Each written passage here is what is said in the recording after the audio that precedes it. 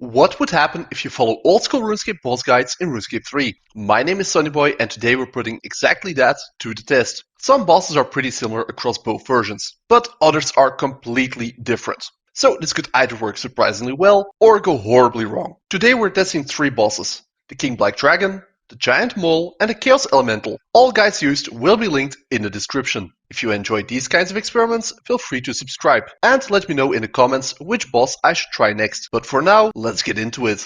First up, the King Black Dragon. We're using a guide by Planet OSRS, which recommends the following setup, which looks like this in RuneScape. Majority of it can be translated one-to-one, with exception of the Dragon Hunter lance, which I replaced with a Dragonbait longsword. The Infernal Cape, for which I'm using an Igneous Calquette, as it is our melee equivalent of the Zug Cape, and a Tyrannuan Quiver with a +2 prayer boost, just like the Radha's Blessing 4. I'm also bringing my portable obelisk, as it lets me use the same transport system the Construction Cape would. Let's see how this actually performs. Going through the wilderness as the guide prescribed, we swiftly find our way into the lair, and immediately can start fighting as we had a lucky spawn with the KBD at the entrance. Majority of his damage also gets soaked by our potions and equipment, allowing us to do maximum damage since we don't have to be looking after our adrenaline. At a decent pace even, with me messing up the way Dragonbait weaponry works, we get our first kill easily in about 20 seconds. So yeah, I would say that this OSRS guide held up very well against our version of the King Black Dragon, since we didn't use any resources and barely lost any health at all. Next up, the Giant Mole. Now this one is very different mechanically in RuneScape 3, so I'm expecting this to be pretty scuffed. We're following a double guide by Madzone Guy, which suggests 2 setups. First off, the Dharok bomb setup, which we can pretty much copy exactly, including the inventory. In Old School, this works because you can rely on prayer to keep you alive at low HP, but here protection prayers don't fully negate damage. So this is probably a terrible idea, but let's try it anyway. Step 1, obviously, is to lower our HP using our rock cake, which takes a long time. A very long time. I'm starting to see why people don't do this. But eventually we're low enough to start the encounter. And I must say, I'm surprised at the damage it's dealing. If we keep phasing fast enough, and I don't mess up any mechanics, then the Dharok bombing setup might actually work. Just have to be careful of the terrain attacks and the small moles as I run around, whilst also making sure I don't get stunned, or take other dumb damage. We do have our defense cape as fallback, but I hope we don't have to use it. If I use a well-timed devotion, then we have the full protection from our prayer, and none of that should matter. And there we have it. After one final animation of the mole at 0 HP, we actually have the kill.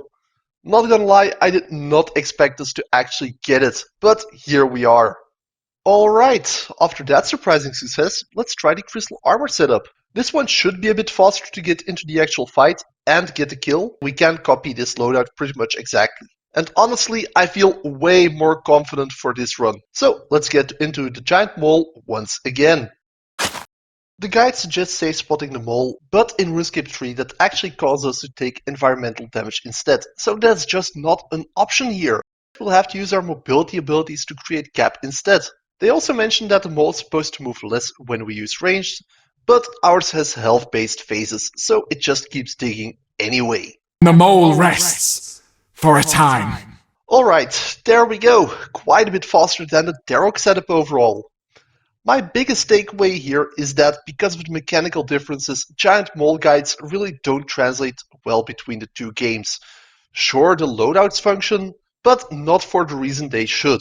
A lot of the strategy just doesn't apply, especially with weaker protection prayers, no safe spotting, and completely different boss behavior. And finally, the Chaos Elemental.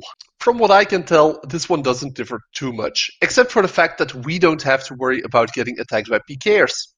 This guide by X-Style recommends the following setup.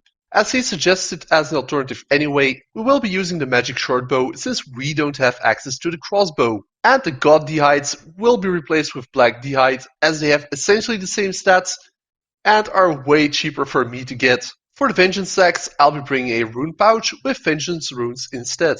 Overall, I'm expecting an easy fight, as this setup mostly matches the one I used in my own Chaos Elemental guide. Let's jump into the fight. I mean, we attack, the Chaos Elemental throws us around a bit and tries to damage us. And just like that, we keep attacking it until eventually, without taking too much damage, we get the kill. That fight went about exactly as I expected it would go, so this guide, big success. And there we have it. 3 bosses in RuneScape, done in one version using guides from the other. Overall, the KBD and Chaos Elemental guides held up pretty well, while the Giant Mole really didn't translate at all in its intent. But despite that, the loadouts definitely worked. Especially the Dharok setup surprised me. If you enjoyed this and want to see me try it with other bosses, maybe harder ones, let me know in the comments. And if you made it this far, consider subscribing. Thanks for watching, and I'll see you next time. Bye.